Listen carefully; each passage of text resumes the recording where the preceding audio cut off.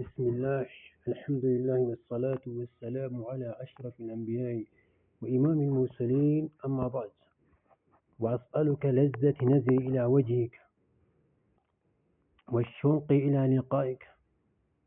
I ask for your pleasure of seeing your face and for the longing to meet you. يا ربي أنا سينكرد جالتي يا ربي أنا سينكرد مئة جالتي فولا مخي أركوت أكسم أماس يا ربي نين حوا إملا قرخيتيسا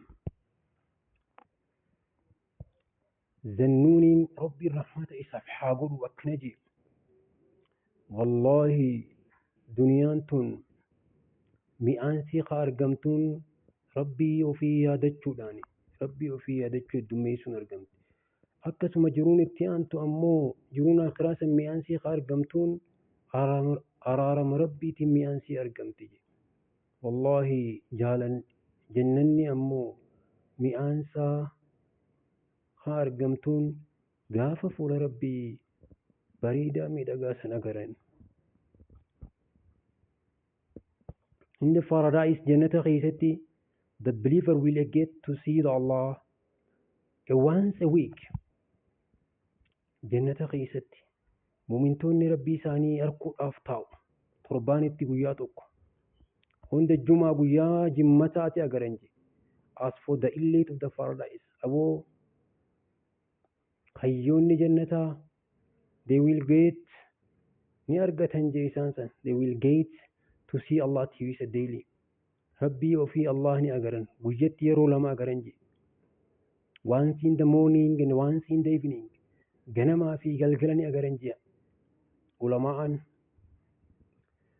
these are the people who is special preserving to prayer of these times namoonni akkanatti rabbii ofii yeroo lama agaru kun isaan san warra ummata addaati je isaan nan ammaas salaata isaanii kan yeroo lameen kanaa duniyaa tana keessatti eeggataniitu arguudhaaf ta'a je salaata fajriitii fi salaata asrii warra yeroo irratti eeggatuutu rabbii isaanii san agaruu ta'a je. The journey to Allah imala gama rabbii deemtu keessatti rabbii kee yaadadhu supplicating to him isa kadhadhu reciting his word in this abumi du'aa'ii tana je Ya Rabbi, Ya Allah, we beg you as a please.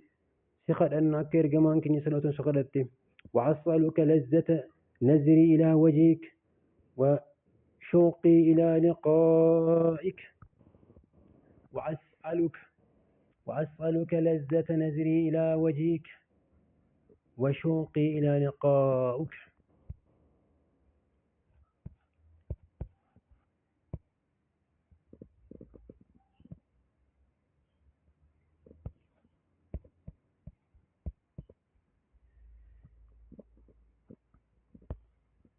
The best day guyyaan gaariin gaafa warri jannataa ummanni jannata qubatan san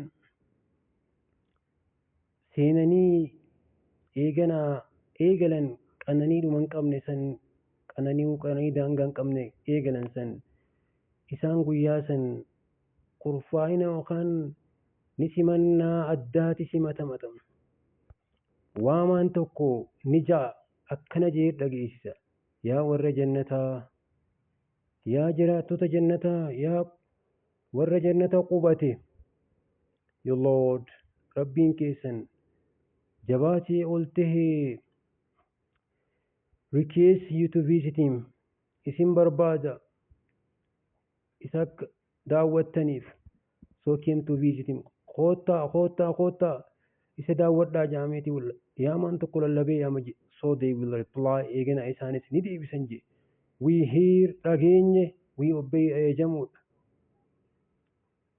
sami'naa wa ata'naa jaan je dhageenya ni raawwannaa jaan they will eagerly rush to visit until they will reach a wide valley eegana hawwiidhaan caan simannaa daawwannaa saniif ni caanjee hanga laga bal'aa tokko ga'anitti ichirratti walitti qabaman je. They will gather there and none of them will turning down the request of the callers. Tokkoon isaaniin deebifamu waamaa san jalaa. Allah will order his a course to be placed. Rabbiin eeganaa ni eeja kursiisaa iddoo sanitti. Then the pulpit of the light, the peerless gemstone, the gold, silver will be brought for them. Eeganaa isaaniif dhiyaatti. Ziqeeni, meechaan fi ifaawwan garagaraa isaaniif dhiyaatti je. Fideeti kan namaaf je. Isaan san keessaa irra gaxaanaan irra gadiin sararkaadhaan je. Will sit on the heap of the misk. Isa taa'u je. Uuda miskii gubbaa ka taa'u. They will not see what will be given to those who are superior to than in the rank. Inni ni agara je. Namni na caalaa argate numaa hin jiru wujeeti yaada jeebo. They will not feel inferior to them. Wallahi gadaantummaan takka illeen isatti hin dhaga'amtu jecha keessatti. When they sit settle into their seat gaafa yeroo barcuma isaa sanirra gattaa'e become comfortable itti tole. Eegana the caller will call out. Yaa maan tokkummaas ni yaame je. All the people of the paradise. Yaa warra jannataa. You have an appointment with Allah. Aboo beellama qabdanii rabbi waliini qoota. In which he wish to reward you. Aboo isin badhaasuu deema rabbiin keessanii. So they will say. Eegana ani jaanji. What is this? Maali? Aboo maali galanni? Maali miindaan san? Has not already. Aboo rabbiin keenya san duratti fuula keessan isin addee isinii fuula keessan isin ibsine. Made our scale heavy. Aboo miizaana keessan isin ulfeessine. Entering us into paradise. Jannata isin galchine. Ibiddarraa bilisa isin baafne isa. Suddenly, haa ta'u, a light will shine will encompass the eegana ifaan tokko ni ifa jeeqa warra jannataa kana hunda hammatu. So they will raise their head eegana ol kaasan jee mataa isaanii. Behold ni qabatan the compiler exalting in the pure as his name is.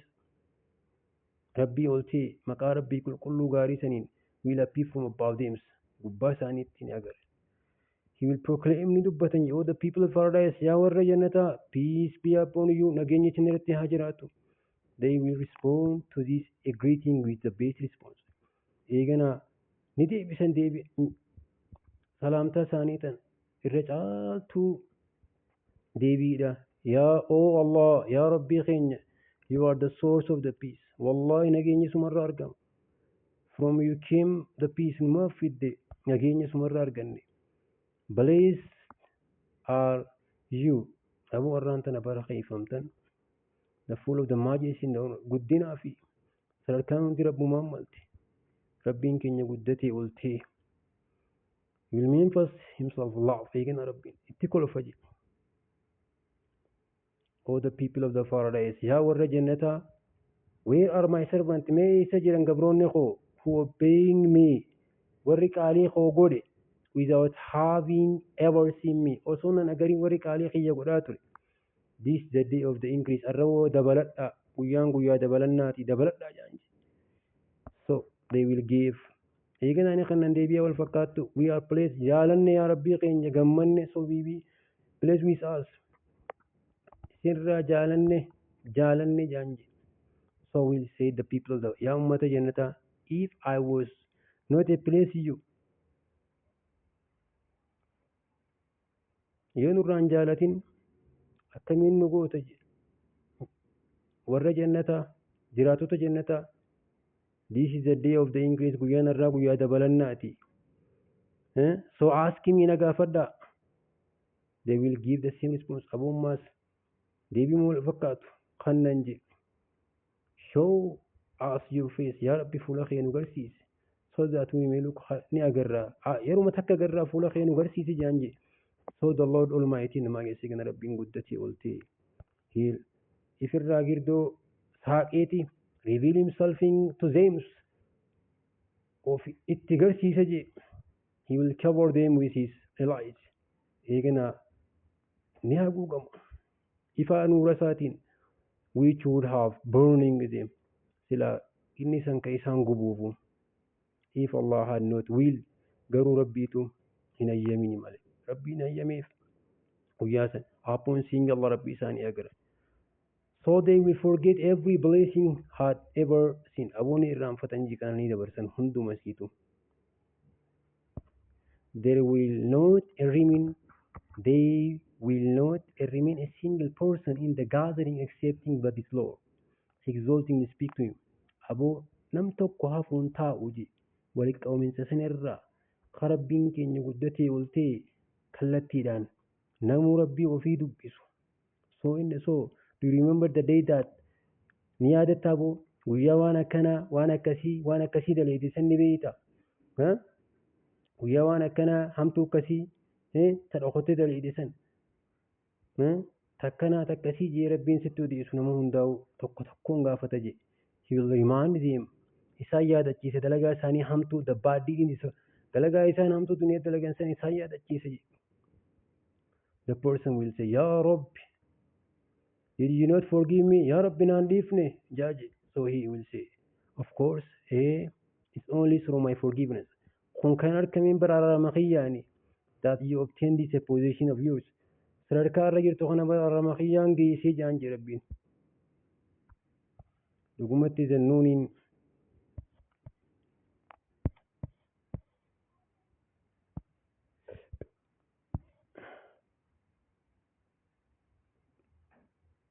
akkamiin Rabbii keenya akkamiin dabalanna Rabbii keenya qunnamuudhaaf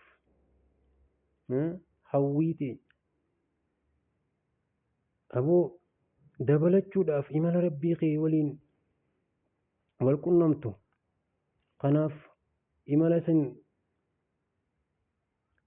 jalqaba we have to recognizing who is Allah. Maarifa waan Rabbiin kee eenyu akka ta'e beekuu qabda je. Eenyummaa Rabbii keetii jalqaba hubachuu qabda je. Once we realize whom he is, yeroo gaafa waan Rabbiin kee guddaan maal akka ta'e hubatte who we are maal akka taane nuti gabroota da'iifa gaafa akka taane of hubatte this should lead us to increase. Hoggaa kana kun si ceesisa je akka ati ibaadaa kee heddummeeffattuuf. The more we worshiping him, lakkuma akkaan Rabbii kee gabbartuuni the more acquainting will become with him. Haalaan isa hubachaa deemta je. Our love for him will increase. Aboo jaalaltiin isaaf qabnu dhugaanuuf dabalti. Subsequently, haalumatti aanuun this will increase a longing of eegina Rabbii keenya qunnamuudhaaf hawwinaa je. The more you love some hanguma waan takka jaalattu isii agaruudhaaf isii qunnamuudhaaf hawwita. Aboo jecha isaa hin qaraata. Du'aayis kadhattee isatti ni waatsa isatti ni boocha. Sujuuda keessattis haala abdii murannaatiin Rabbii kee yaadadhu faarsi je qalbii guutuudhaan galata isaaf galchi.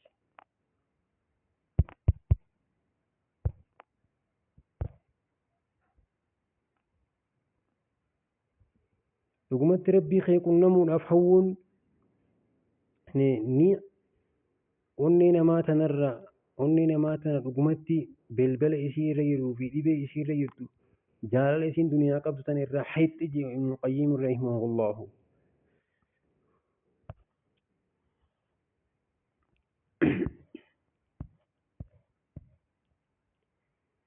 Rabbii ofii qunnamuudhaaf hawwuun jaalachuun je shooqii keenyuun san Rabbii itti dhiyaachuudhaaf yeroo hundaa'u si gooti je gabroota addaa akka taatu. Ergamaan keenya jaalatamaan salawaatu Rabbii wasalaamu alayhi was given a chance to either remain in the world or meeting Allah. He choosing the latter. Ergamaan keenya jaalatamaan filannoodhaaf itti dhiyaatee ture je. Aboo duniyaa tana keessa turuu feetamoo Rabbii kee qunnamuu feete jennaan taboodaaf filate je. rabbii ofii qunnamuu filate. Haaluma wal fakkaatumee rabbii ofii qunnamuun Muusaan yeroon ifi uummata isaa dhiisee cahu gama rabbii isaa fiigu rabbii isaa qunnamuuf. وما أجلك عن قومك يا موسى يا موسى ما ثم تخيل إيسي كان سجرجر سي وما تخيل ولا سجرجر سي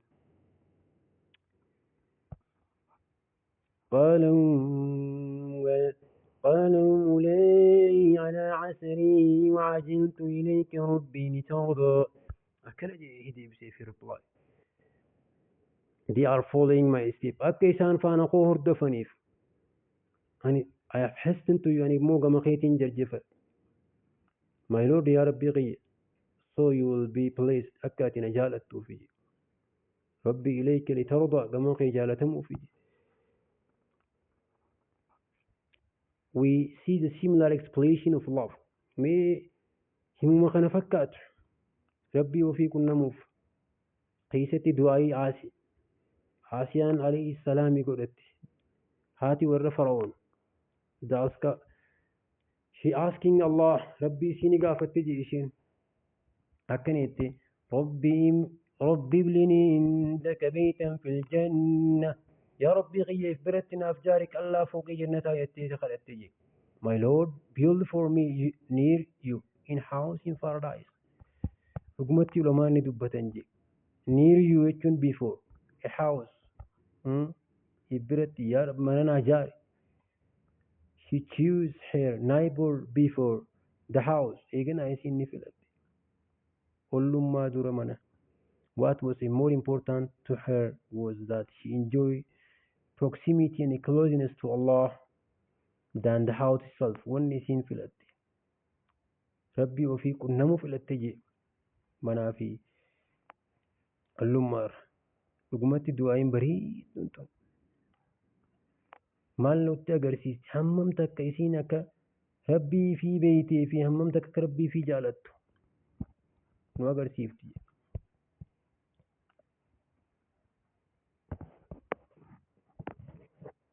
imagine me yaadi me sammuudhaan meeting Allah rabbi qunnamuudhaaf fuula rabbii keetii guddaa wal teessan agaruudhaaf wal qunnamtii guddoo san jechaan itti ibsuun dhabe jeeqananii isiidhaa gammachuu isin gabrootaaf kennitu yeroo dhumarratti when finally getting to see dhumarratti gaafa isaan rabbii isaanii qunnamuu agaran. Imagine dhugumatti final meeting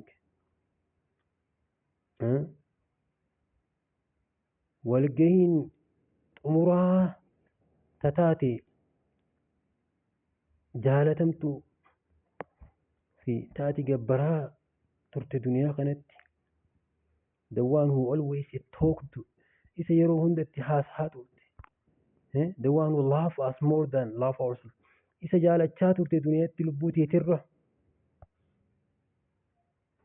Imagine how a phenomena it will be to see ilaalimi haalli ta'uudhaaf ta'u kaati rabbii kee eegartu as receiving yerooniif araarama rabbii keetii ergatte it means rahmata isaatii fi jaalala isaa hammam akka geessu dhuguma duniyaa tanatti we read about Allah dhuguma duniyaa tana keessatti qaraanii dubbisne jeen aljamiil rabbiin kee the most beautiful akkaan miidhagaa oliiti akkaan bareedaa oliiti we have grasped at the beautiful sight where left speechless by stunning skin.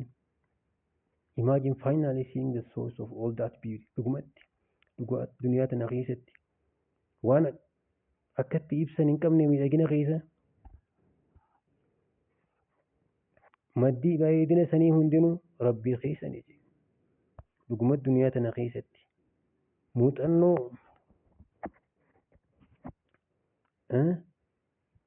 horadhu jaalala jadduu rabbii keetii wajjin horadhu. Alwaduud the most rabbiin kee akkaan jaalata gabroota isaa. We enjoy the endless the gift based upon us. Dhugumatti carraadhuma hin qabnee nurra qananiifame. Ka rabbiin nuuf tole. Alwahaab the ever giving hannaa katee kennaan isaa kadhuma hin qabne jedhu. Being imagine being able to finally see the source of all goodness. Dhugumatti mee ilaalame rabbiin irraa maddee gaggaariin hundinuu duniyaa tana keessatti you always rabbii lallabaatutti as-samad jettee the perfect master dhugumatti gooftaa sirriidha ka haajaa baatu kanaa jamne jechuudha. We curving perfection and pursuing restlessness, but we never find it as Allah, the only one who completely perfect.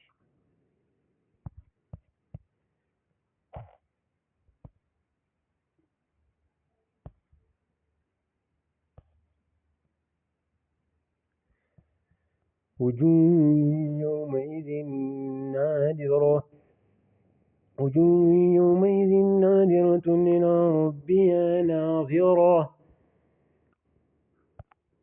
guyyaa san fuulli muumintoota akkaan ifti jeebu gama rabbii isii ilaaltuudha jeemmaas. dhugumatti muumintoonni gama rabbii isaanii ilaaluuf ta'an fuulli isaanii akkaan ifuu ta'a jee. qananii fi gammachuu zalaalam tanuma hin qabne gammachuun guddoon muumintoota aakiratti rabbii ofii agaruu fi qunnamuu saniti jechaan itti ibsuun dhabee muuxannooti jirra dhaabbadheeti.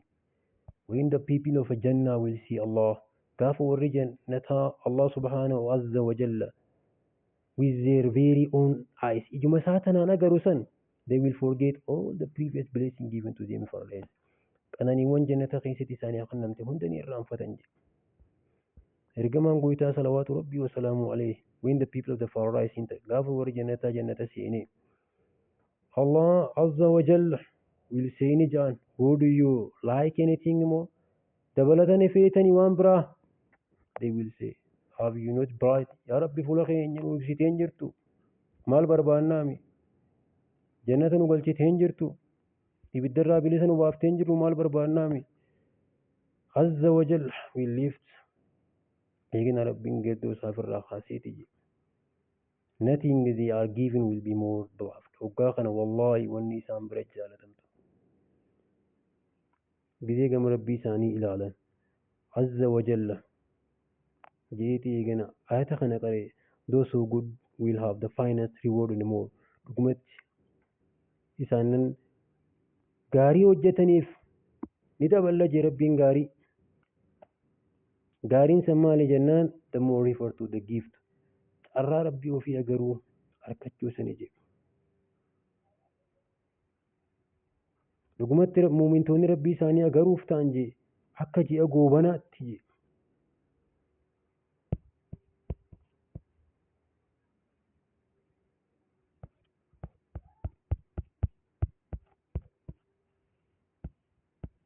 kanaaf du'aa tana haa heddummeessu. وأسألك لذة نظري إلى وجهك والشوق إلى لقائك وأسألك لذة نظري إلى وجهك وشوق إلى لقائك